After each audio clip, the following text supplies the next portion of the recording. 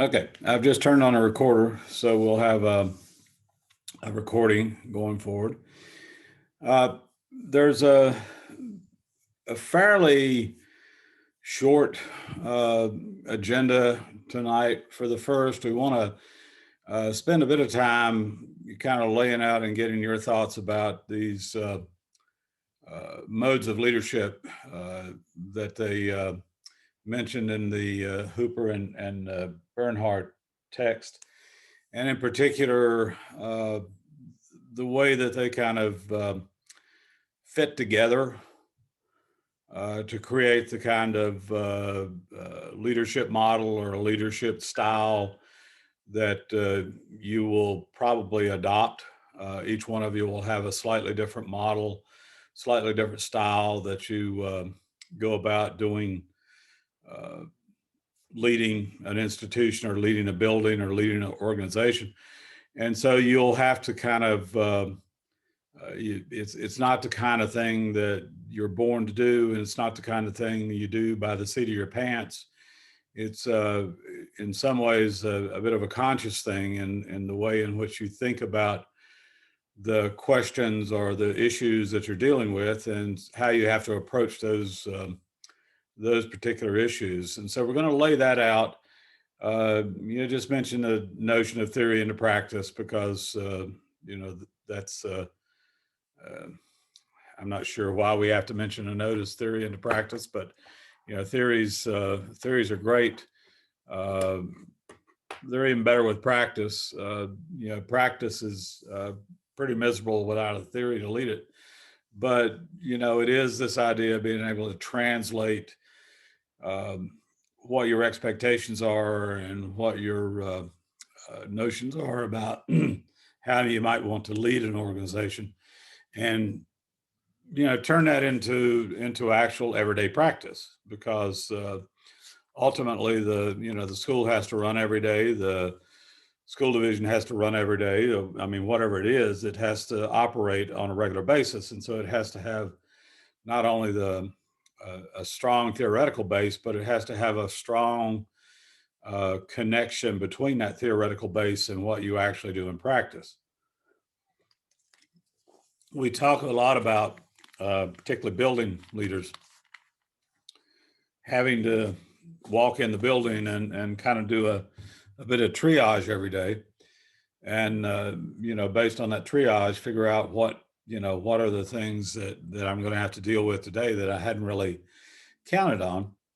But you can't let that eat up your day. You can't let that eat up the whole day. And that's why you have other people there. That's why you have, assistants and associates and administrative assistants and things like that, because you do have to kind of parse your time during the day into all of those elements of instructional, adaptive, and transformative leadership, because you are, when you have that little plaque on the door that says principal, superintendent, supervisor, whatever, it does mean that you have to operate at a multiple levels pretty much at the same time. So, we'll talk a bit more about that. There was a self-assessment table in Bernhardt and Hooper that we asked you to take a look at. And one of the things we're going to do later is we're going to have you break up into some groups, and we'll just do random groups today, and ask you to, within the group, kind of talk about those things a little bit in terms of where you kind of shook out on that, and what are the things that you need to do, and the things that you need to work on, and those things, and we'll talk about that a little bit. And from there, we'll kind of move off of the class and talk a little bit about the group stuff kind of near the end, because I have established groups, and you will see those on As You Learn. They're set up within As You Learn, and so when we get to doing group projects and things like that, then the grading will be assigned to the group, and then to the individuals. And so we've tried to make that as consistent as possible. Uh, so that's kind of what we are hoping to do tonight, and we'll kind of go from there. But first off, any great train wrecks or tragedies or mysteries or anything happened this week in the building or in schools? Or are you all sitting quietly at home now? Uh, assigning student to do work and then just kind of sitting around and reading magazines and stuff like that all day. Yeah, I'm just saying. I mean, I'm certainly hoping you're not doing that, but if you are, maybe it'll make you feel guilty. But the thing. Well, anyhow, anything y'all want to talk about or mention before we launch into this stuff? Questions about the grouping? I do think, Megan, I got the dates right tonight. So everything is clear today. There's no fogginess happening today. I just need snow. We just needed 6 inches of snow, and that's what we got last night. So our school was on a delay this morning for 2 hours, and it rained. It rained? Good. Well, we did too. There's we're in a rain delay. Saturday a lot. It snowed a lot, but it didn't stay on the ground. Yeah, well. My kids' school was on a regular schedule though, so it was the cruelest kind of delay because I didn't get to sleep in. But anyway. You had to get the kids up and kids off, and life's not fair, but we make the best of it. We get the best of it. But yeah, we had a nice one up here. We've got 5-6 inches, and so everything was shut down today, but it didn't mean anything because everybody was still virtual today. So I think there was one school system that canceled virtual. I don't know why. I guess they couldn't get the buses out to put the the Wi-Fi repeaters out there. And so they couldn't get the buses out, so they weren't able to even do virtual. So that's so the kids can get a sense of normalcy and have a snow day. Yeah, have a snow day, sure. Why not? Why not? You got to take a break every now and then. Yeah, I'm sure. Yeah, I mean it's these things are kind of important, and just as an aside, I keep in all these discussions with people about kind of where do we go from here? What elements of this do we hang on to, and what elements of this do we kind of go back to? And the only thing I think we all kind of agree on at this point that it won't be like it was before. I mean, that's gone. We're there's too much water under the bridge to go back, this fall and just act like nothing ever happened. We got too many kids that are at deficit in terms of being able to do things. And we've actually discovered that there are some things that are done better in a remote fashion. And we don't know quite what the list of that is yet, but we know there are things that actually are done better if you can use that facility. And maybe it'll drive our politicians to put in decent broadband every place. But hopefully we'll get an infrastructure bill that actually does that. And then not only will it be good for schools, but it'll be good for small businesses and all kinds of things, because that's really the currency today. When you get shut down with everything else, you got to have broadband. You got to have good internet. So hopefully we'll get there. Okay. Well, enough. Sorry, I'll refocus. I'm going to toss over to a little screen share here, which is off my little doc cam. And you can, this is straight out of your book. This is off of page 4, but it is this kind of a nice lead in to these. And what's this thing down here on the bottom? Yes, this is a piece of granite, and it's from the Bay of Fundy many years ago. And I picked it up off of the shore of the Bay of Fundy just as the tide was starting to roll in, and had to scramble like crazy to get back up the hill because it comes in really, really fast. And it only gets 60 to 80 feet deep. So, you know, it's not like you can wade out of the surf sort of thing. So, but anyhow, that's my rock from the Bay of Fundy that I use to balance stuff here. Where's that at? yeah. Sorry. Where's that at? The Bay of Fundy? It's up in between Maine and going over to, I guess it's not Nova Scotia, but it's the island that's right across the bay in Canada, and it just happens to be the Bay of Fundy. And the way it's built and the way it's made and the way it funnels in, it has the highest tides in the world. So it has these massive tides when they have their, you know, super tides, and their regular tides are 30 or 40 feet at least, if not more.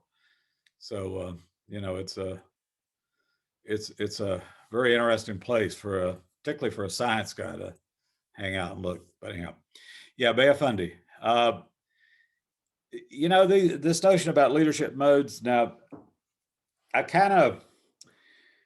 hesitate to talk about these things separately because they are kind of intertwined within each other, and they're intertwined within your sort of leadership model, because you have to be able to think in these kind of three patterns, you know, almost simultaneously. There may be one that you spend a little bit more time. There may be a time when you're doing strictly instructional leadership type things, and you're working with teachers, or you're working with, you know, your lead teacher, your supervising teacher, or your principal meeting with teachers, or assistant principal meeting with aides, or whatever. But there will be a time in which you will have to, during the day, exhibit instructional leadership. I mean, you have to be the reinforcement. You have to be the thing that drives everyone else to think about, you know, how they build, create and build new capacity for learning, and how they pay attention to equity, how they pay attention to the, you know, the kids that are behind, or the kids that, you know, just can't quite, you know, get the idea as quickly as others, or kids that just have a different pattern of learning. I mean, you have to incorporate all that into the instructional leadership. But at the same time, you have to consider the overall school. And, you know, what is it that is happening within that school around a shared vision? And that's called adaptive leadership. This notion that you have this shared vision within the school, and you're all pulling the same direction, and that same direction is to improve capacity for learning and equity for students. But you have to think ahead. You know, what's going to happen, you know, a couple years down? How are we going to deal with these kids that are kind of falling into the cracks, or kind of, you know, a notch down from other folks, or for no reason of their own, they're just not getting it. Don't have the same opportunity to get it. And so you're thinking about all those things at once. You're thinking about how to drive and coordinate the sort of the instructional leadership within the school. You know, kind of what is the adaptive notion? What are we trying to do within the school, and what is the shared vision, and what are our objectives, and what are our purposes, and where do we see the school going? But then, how do we transform the school moving forward into something that will, you know, serve these students that we have so many of, that need to be remediated, or pulled up, or caught up? And so we have to be willing to think about different structures and different, you know, maybe we think about it a different way. We don't staff it the same way, or we don't, you know, schedule class structures the same way. But we have to have all of these three things playing in your mind at the same time, no matter what leadership style you involve, what overall leadership mode, leadership style you fall into. And it is one of those things that's generally people coming into school administration are maybe good at a couple of them. I think it's fair to say that there's not many people that walk in the door to school administration that are very good at all three of them.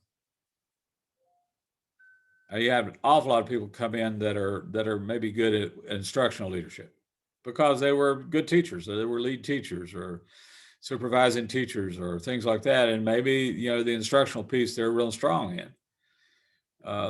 Or you may have people that come in out of the service programs or the service areas and the resource areas that have a pretty good sense about, how do we deal with the, inclusivity, and how do we deal with sort of inclusive learning communities and all of that. But they're maybe not so good instructionally, and neither one of them are probably so good at this school improvement thing.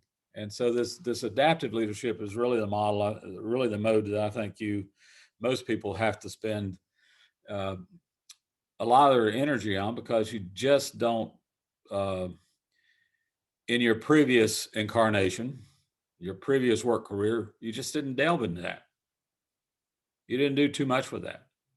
Unless you're running a grant or something like that, you may have done a bit of it, but in the building itself, you may not have done very much with that sort of strategic modeling.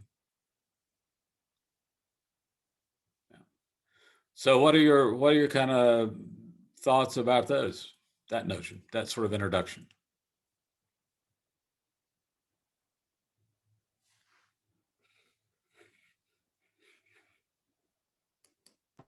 So I've been recording my internship hours on the spreadsheet that Dr. Gummerson shared with us. Mhm.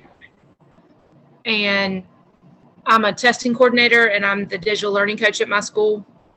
So I feel like every single hour that I put in is instructional. Hey. So, and I feel like I'm going to have to work really hard to spread out my time among the other strands and types of leadership. So I totally agree with you that the instructional leadership part, for me personally, it's I feel confident there in some content. I feel confident enough that if I don't know the answer, I know where to go get it. But figuring out how to encompass all the other strands and the other types of leadership is kind of daunting for me. Yeah, it's daunting. It can be, but you have to also keep in mind that it's kind of unlikely, maybe not impossible these days, who knows, but it's kind of unlikely that you're going to be thrown into the primary leadership role without someone beside you for a while. In other words, you'll go in as an assistant or associate, or you'll go in as, some other function, and you'll kind of work up to that, pinnacle role. And so you do have time. It's better. It's always better if you figure out what you can't do real well, and then work real hard on that, and that becomes your primary focus. So I'm really bad at data, so you're going to be my saving grace. Oh, okay, data. Yeah, okay. Yeah. I'm not sure I can do a transferal there, but we'll talk a lot about data later as we get into it. I'm scared of it because I've never been taught how to understand it. So Okay. Well, that's it in a nutshell. Well, that's maybe if that's the one thing that I'm truly really good at, it's that thing. So you'll be okay with data. I'm with you, Megan. I did a qualitative dissertation because I don't like data. Well, you had to get data, you had to get qualitative data. Yeah, Data's- but I can't do the numbers. That's the only B's I made was in quantitative statistics. Well, you don't worry about the numbers. I mean, you just, you trust me, you'll be fine. Of course, now at the end of the course, I don't want anybody coming back and telling me, what were we doing such statistics for? I didn't think this was going to be anything about statistics. No, you will get some statistics in here. You get everything else, but you get a little veneer of statistics in there that hopefully is enough to keep you above water for a while till you get better at it. Other thoughts about these leadership modes? I think I I think that, see oh, myself. sorry. Okay, Oh, Go ahead, Anya. go ahead, Anya. I think I see myself as the transformational, just because I'm the media specialist. So I am the putting out little fires everywhere person.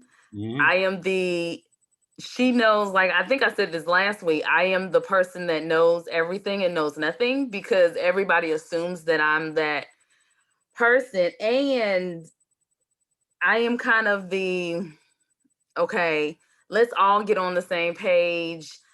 I'm that one. The instructional, I think I have pieces of that. And then that's just because I am also a parent. So I'm constantly trying to make sure that my daughter is always getting what she needs and at a higher level. And I'm like, if she can do it, every child can do it. I'm that high expectations person.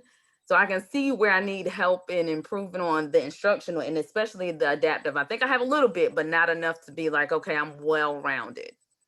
Yeah. Well, it's really hard, and it takes a while. And Leslie, you were going to say something? I was gonna completely agree. My first master's degree was in curriculum and supervision, and I was hired back last summer as an assistant principal, and I am feeling an instructional gap. The other assistant principal was a PE teacher, and the principal was a school counselor. And so we make a great team, but I'm jumping at whatever instructional they have to do because the adaptive part scares the bejesus out of me. But I also inherited the school improvement plan. And so I kind of got thrown to the fire, learning how to write and use those kind of steps and goals in updating that. So it's that whole part about knowing your weaknesses and trying to learn. I sit back and observe a whole lot in that adaptive leadership area, and I'm a lot more comfortable in the instructional and even the transformational. So Yeah. We all are. I mean, we kind of, I remember my first time as a department head and at the university, and it's same models. You had to use all the same stuff because except you're just dealing with people that have bigger egos than you. I know that's hard to believe. My wife said that's not possible, but they actually, you're dealing with people that do have bigger egos than you. But in the, it is hard to, for the first year or so, you make all kinds of decisions and about half of them are bad. And you don't understand that until after you've made them, but it's almost immediately after you've made them, you realize, oh, geez, that was, I don't know what I did then. That was about the dumbest thing I can think I ever did. I mean, you will criticize yourself a lot. So you got to give yourself a chance to boost yourself up a lot too. Because as you kind of work through weaknesses, you have to be critical of yourself. That's the nature of it. And so I don't think I made as many mistakes the second year. And, I didn't make hardly any of the third and fourth year. And I made a big one the fifth year when, I told them my 5 years is up, I'm out of here. And they said, well, no, not quite yet. We got another year or two. So, and I said, okay, that was my worst mistake I'd made in 3 years, was to say, I'm going to do this longer. but it is a learning process. I mean, you have to adapt it, but you have to think about benchmarks though. You have to think about, okay, I'm going to try to hit whatever this benchmark is. I'm going to try to hit this benchmark by the middle of the year. I'm going to learn all about this, or I'm going to know everything about this system, or I'm going to know everything about this particular curriculum model, or I'm going to know everything about this. And then, look at yourself. I mean, do the self-analysis, do the self-review, and take an honest, serious look at yourself from time to time and say, okay, well, where am I now compared to where I was 3 months ago or 6 months ago or, last semester? And you can't just get caught up in, just the daily run every day and not get a chance to, step aside every now and then and take a look, where am I at? Am I doing better? Am I doing worse? I mean, and if you have people you trust and you want to bring them into the picture, that's fine. Tell me, am I doing better at this? I mean, be honest. Am I doing better at this, or am I doing worse at this? And I mean, it is a process. It's a learning process that you go through. But each one of these things is a mode that you at least need to be competent at. Now, you don't have to be spectacular. Maybe you're a spectacular instructional person. Well, you need to be competent in the other modes, at least. And so you're not talking about, making yourself the top, the top dog, the top gun everywhere. You're talking about making yourself extremely competent at things. And, competence will never fail you. It'll never fail you, because you'll always make a competent decision. It may not be the ideal one, but it'll be a competent one. And so you won't screw things up too much. So it is a matter of competence. I wanted to mention one thing else, go back over here, because also in the text material there is this little, they call it a logic model. I'm having trouble calling it a logic model because it's, it's kind of sparse. But, they talk about this being the logic model in school improvement. And if you kind of start, if you remember logic models, they start at the end. And so when you're building logic models, or when you're doing strategic plans, or when you're building, strategic objectives and things like that, you always start with, what's going to happen out there, what's going to happen at the end of the year, what's going to happen 2 years out, what's going to happen next year, what's going to happen, going forward. And so you set goals. You set a goal, or you set, say, in 2 years, we want to have, 85% of our students reading on grade level. Now, you set reasonable goals. I mean, you understand that there are goals, and then there are reasonable goals. You set goals that you think are reasonably accomplishable. And so you get a goal out there. And the only thing that allows student success to occur in a school building is effective teaching. That's the only thing. The teachers are the interface between the educational institution and the consumers from that educational institution. They are the only interface. Now, there might be some other contacts and other communication takes place, but effective teaching is the holy grail. That's what you're always looking to accomplish, is effective teaching. Now, walking backwards, if we don't have effective teaching going on, we need to create conditions, or a condition for learning. What is the context? What is the condition that will allow that learning to take place? And the role of the administrator is to be an effective leader. And as much as possible, stay out of the teacher's way.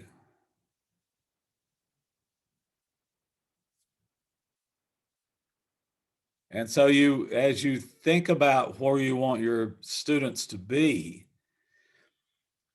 you have to think ahead. That's that transformational piece. You have to know that you have to do things to build effective teaching. That's that instructional piece. You have to have the right conditions for learning of all students. And that's a little bit of that adaptive piece, but it's also a little of that instructional piece. And then the core of that, the kind of the nexus of all of that is an effective leader that can, push that forward.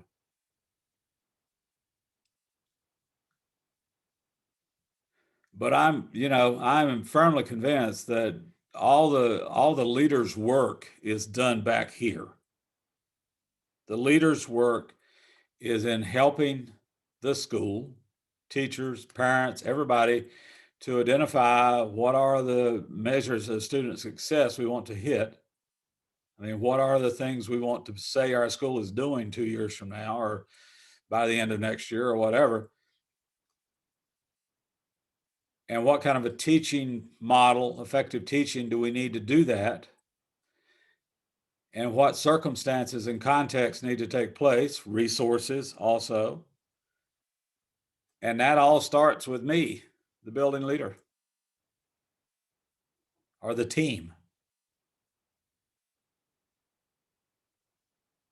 I like the team model a lot. It doesn't work in some buildings too well.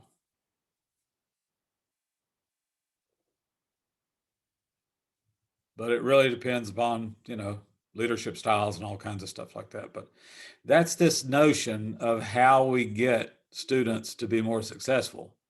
It does start with effective leadership. It does start with preparing strong leaders and leaders that have all the skill sets to be able to do things. But their work is done back here. Their work is setting up these conditions for learning, so that we can push forward effective teaching in your instructional role. And hopefully that leads to student success. I mean, you're not always going to get there. You're not always going to be spot on, but you're going to have to think about, where, what are the measures of success and what are the things you're looking at. And, I hate summative measures at the end of the year. I hate test scores. I hate AP, number of AP exams. I hate all that stuff because those are process things. And what we're interested in is outcome things. And some of those process things might tell us that we have some really lousy conditions for learning for certain kids. So this is that logic model that's kind of pushed forward in this notion of having these modes of leadership and looking at leadership around these modes, is that this logic model is still guiding you. It's guiding your strategic planning. Remember, it always starts at the end and comes back. You don't think about where you are now. You want to think about where you need to be a couple of years down the road. And so you have this notion of a thought process that you just have to deal with.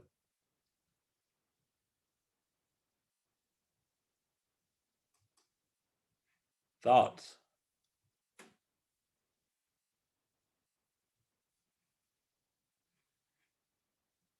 Come on, somebody else. You're just sitting around, I really like the idea of having somebody come in and help you, somebody you trust, come in and kind of observing and saying, yeah, this is somewhere I might need to improve, and then reflecting on my practice. I recorded myself for national boards, and it's the first time I've ever seen myself teach. Yeah. And and it was really helpful to me because I was able to sit back and go, oh my gosh, I didn't realize how much when I'm writing on the board, my back's turned and I don't, so I think it's good to be able to see yourself from that point of view. I agree. Yeah, I think it is. I think the thing we have to get, in my mind, what we have to get over is this notion to be about self-conscious about what we do and how well we do and, things like that. I mean, if you think about the amount of time you spend in the classroom, if you're an instructional person, the amount of time you spend in the classroom, you're in there, what, 5 hours a day, five and a half hours a day with students, let's say in the old model. And you got are busy most of the time, either with students or with other teachers or with whatever's going on. And you do that 5 days, 5 days a week, and you do that, 36 weeks a year. And, in my mind, get used to the notion you're probably going to be doing it more than 36 weeks a year, because I think we're going to have to go to extended school models. I don't see a 9-month school model being very efficient much longer. Kids lose so much during the summer, and so if you don't have those big dips, maybe you can push them forward a little bit more.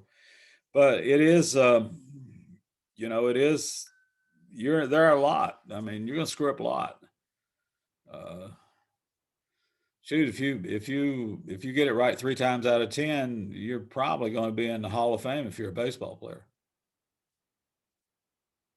And so, you don't have to hit the target every time. You just have to be constantly moving in the direction of hitting the target better as time goes.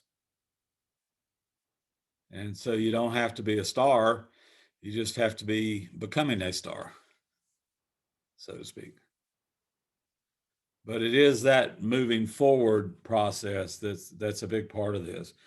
And that's why we call it, school improvement, and why we call it continuous school improvement, because it is a moving forward. Society changes, schools have to adapt to society. You never heard the term trauma among kids until what, 4 or 5 years ago? And now we realize the role that trauma plays in how students are respond to school settings. Can you imagine the type of trauma that kids are going to be bringing back into the classroom after having been, so virtual and so removed from the classroom for so long? I mean, some of those kids might be going home to places that I wouldn't want to send a kid to on an ongoing basis every day. We were just talking about that today with another teacher. I teach students with autism, and I have a few on remote. And we were talking about when they return back to school, whenever that is, and the disadvantage they're going to have just because they haven't been around their peers. Yeah. The social part is what we're worried about, because the autism is not affecting academics as much, but he's doing so good at academics. I want to be able to push him more in the regular rated class, and I'm afraid of the social part, so I get what you're saying there, definitely. Yeah, we've got to, if I'm a counselor, if I'm a school counselor, kids coming back to school, I'm going to be looking for all kinds of signs of trauma. Because, on the other yeah, go ahead. On the other side of that, so we went back today, but my coworker across the hall actually died of COVID 4 days before Christmas. So the kids had to come back today. So that's another kind of trauma aspect to think about in this. Yeah. Trauma comes from, we think of kids being fairly tough and fairly, they can bounce back and things like that. And to some extent they do. We don't understand the effects of trauma very well. We know what some of them are. We know what some of the big effects are. We know there's that loss of attention. There's that, perhaps anger, there's kind of pulling back sort of thing. I mean, there's all kinds of elements, all kinds of things that you see with people that are going through trauma.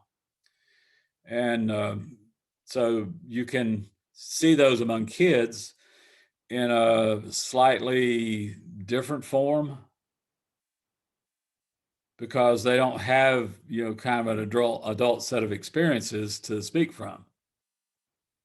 And they're dealing with, a smaller subset of experiences to work from. And so, if I get mugged and beat up, that's trauma.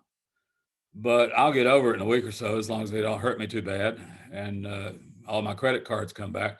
But, I'll live through it and I'll get past it. And, maybe I won't walk down that street again or walk that way again, but, I'll get past it.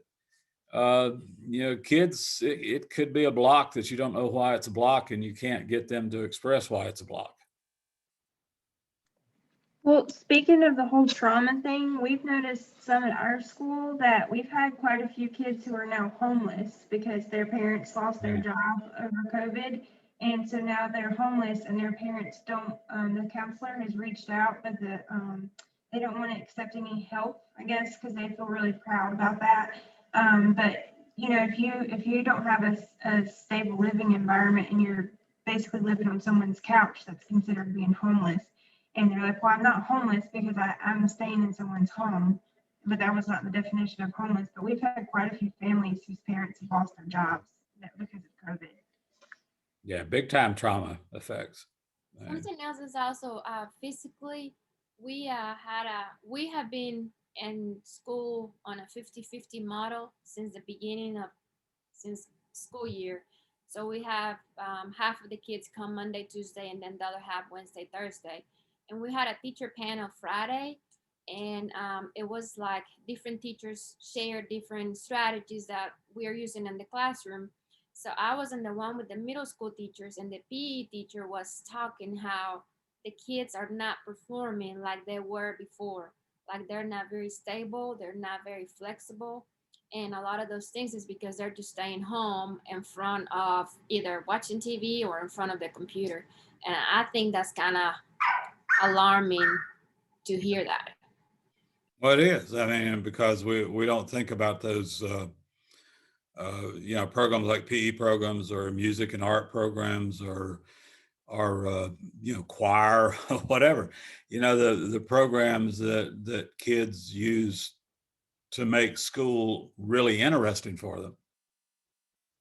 That is not necessarily totally academic focus, but it kind of gives them the a more rounded social perspective, music or art or athletics or whatever. I mean, it is different kids find different things to kind of hang their hat on, and it helps them get through the academic parts. It helps them think about, okay, well, if I don't do this, I can't do that, so I got to focus on this, and so it is a way of pushing them forward that way. But we've got all kinds of issues with these kids coming back. So, I think the sort of adaptive transformational piece is going to be, we're going to have to spend a lot of time figuring out how we do the thing that we need to do right now as we start to get these things back open. And hopefully by fall, we'll have, pretty much back, we can make decisions about what's a good way to do it virtually and what's not and all that sort of stuff.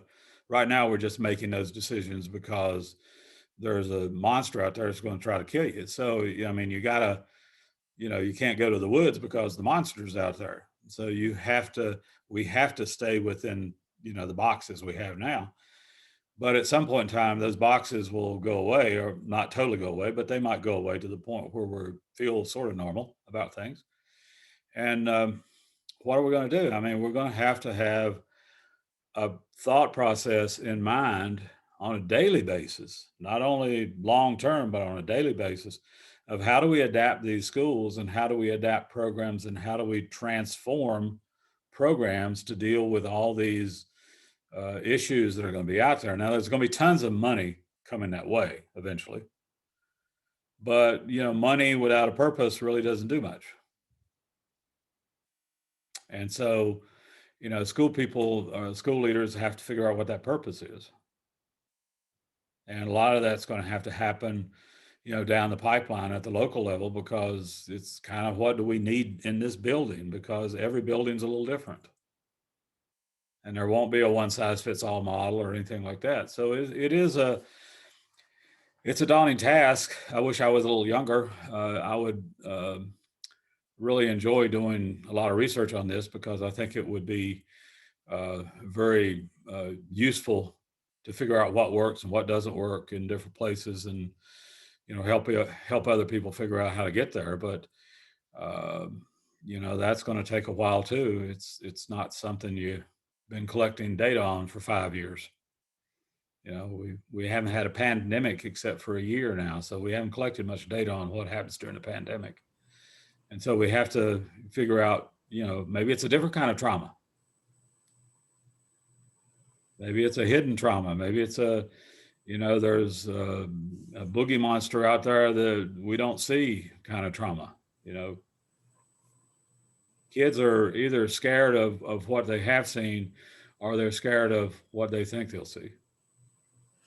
I think it'll be interesting too, just in general. I guess the teacher in me too, how in the world they think all these scores can still go against the teachers and the school in general. That'll go away. I hope so, because even my own son, he's in the 8th grade, although we've moved in the middle of the semester.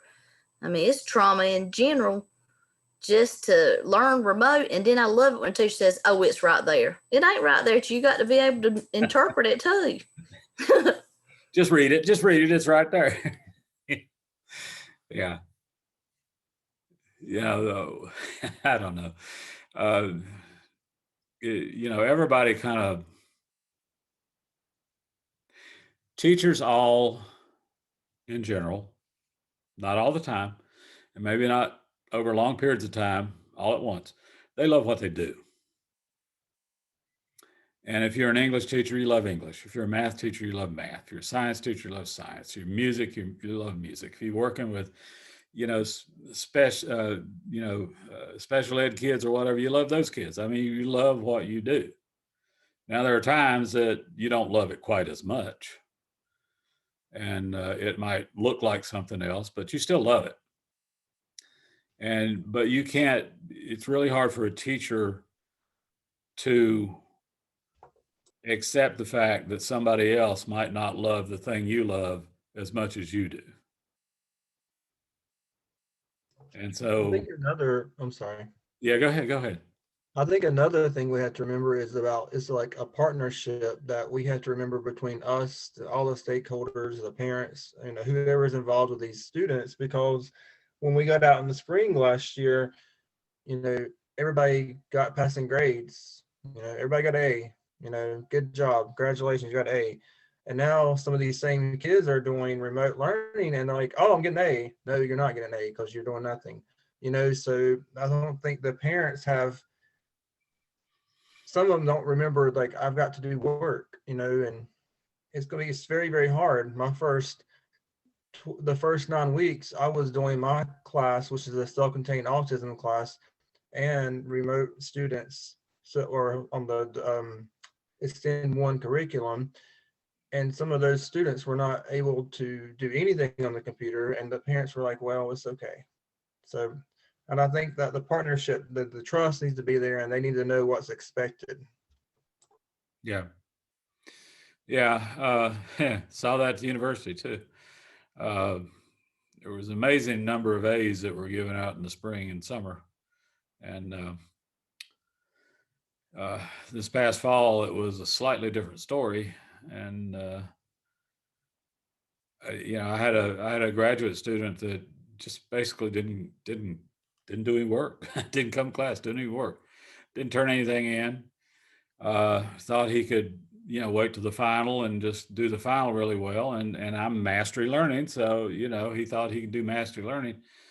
And so what did he do? He bombed at all the pieces. And so how do you tell, and so I gave him the incumbent grade, which was an F, because it was miserable what he did. And I warned him all the way along. I said, you got to do all these formative stuff. You got to do all this stuff. You're putting all your eggs in one basket, and I'm not sure you want to go there. But it was a stats class, by the way.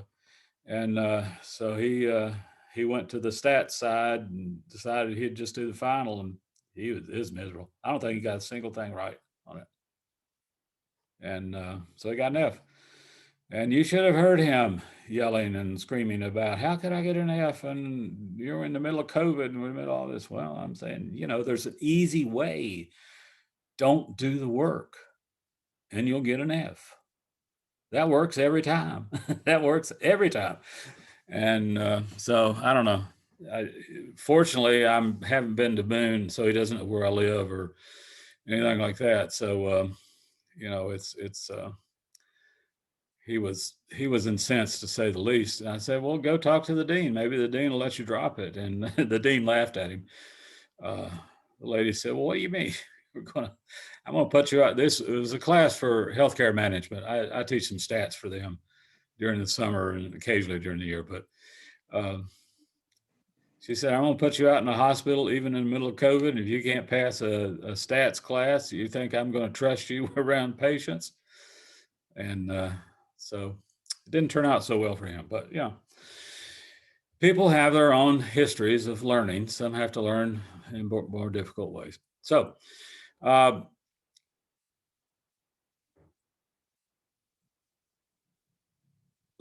like that, Gabrielle. Begin with the end in mind. Leader in me. Yeah, that's kind of where you always have to start. Yeah.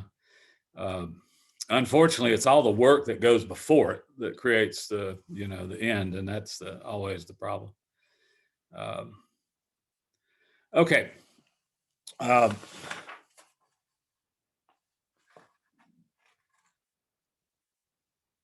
Let's talk. Where are we? We are at 6:52. We're going to take a short break here, and 10 minutes max or something like that. When we come back, I'm going to sort of set the stage for you. I'm going to randomly drop you into groups for 15 or 20 minutes and have you talk about, sort of this self-assessment that you went through if you completed that self-assessment, or sort of talk about those things that you, where you see your strengths and weaknesses in these 3 leadership modes. And then we'll pull it back together as a class, and we'll kind of report that out a little bit and talk about it a little bit more, and probably call it quits for the night. So we're going to do 2 chunks, and one of them here we'll cut off in just a minute, and I'll make that a recording. And then when we come back, we'll do the groups, and then when we come back from the groups, I'll make that another little short recording. So let's be back in say 7:05. I think it's 6:53 or something like that. So 7:05, we'll be back together somewhere around it. Okay. So I'll see you in a minute. Dr. Bolt, can I get some feedback from you? You're muted. You shut up. Okay. There you go. Okay. So can I share my screen right quick? Sure. Yeah, go ahead. Okay, great. I'm a visual person. I like to show stuff. I think I've got it turned on. Yeah, there it is. There it is. Okay. Wow, that's bright. Okay, so I have this. So I'm working on that first paper / assignment for understanding. Okay. And for the second question, what is required of the fully effective school leader who engages others in order to build capacity? So I'm kind of stuck. Like, is that just a question to answer for our understanding? Or should I focus my attention on like these 3 R's, or possibly? Well, you could use those, but that's kind of what that question is thought around, but it's, I think you're better talking about them in terms of what does that mean to you? Okay. Yeah, what is that? Not their language, but in kind of in your language, what does that mean to you? How can you be that kind of leader that engages other people in a hope of building capacity? Because you have to assume that you're kind of up here and they're kind of down here, and so you gotta, what is it that you do to bring them along? Okay. Yeah. Okay. So it's just okay. I wasn't sure if like that was a section in the book that we had to talk more about, or if it was just our own reflection on it. No, Okay. well, actually, those are three good terms or that kind of express the idea. But the idea is, how you got to kind of take people where they are, Right. and you got to know where you want to get them, and then all that stuff in between is really the engagement piece. And so I think it's different people will reflect on that different ways, I think. Yeah. I'm Okay. not trying to avoid things here, but I'm just trying to say that, that's really, I would prefer people to, on reflection pieces, to just reflect, say what's on your mind, say what you think is the thing that means something there. Awesome. Okay. I'm going to enjoy answering that question then. And then one more thing. So sharing like our initial self-assessment, is there like, are we just looking at it and interpreting it in our own way, or is there like a key or Okay. like a results thing? Okay. So, okay. It's just, if you look at those tables, they have a scale on them that goes from, just beginning to get it, or, I forget what the exact language they use, but it's a scale going from total novice to kind of expert sort of thing. Right. And it's one of those novice to expert things. And so you would like for everybody to be, expert, but they're not going to be, they're growing, and at some point might be an expert. At some point they just might be very good. That might be as far as I get with it, but Okay. it's kind of self-reflective. Yeah. Got it. All right. Sounds good. Appreciate it. Thank you. All right.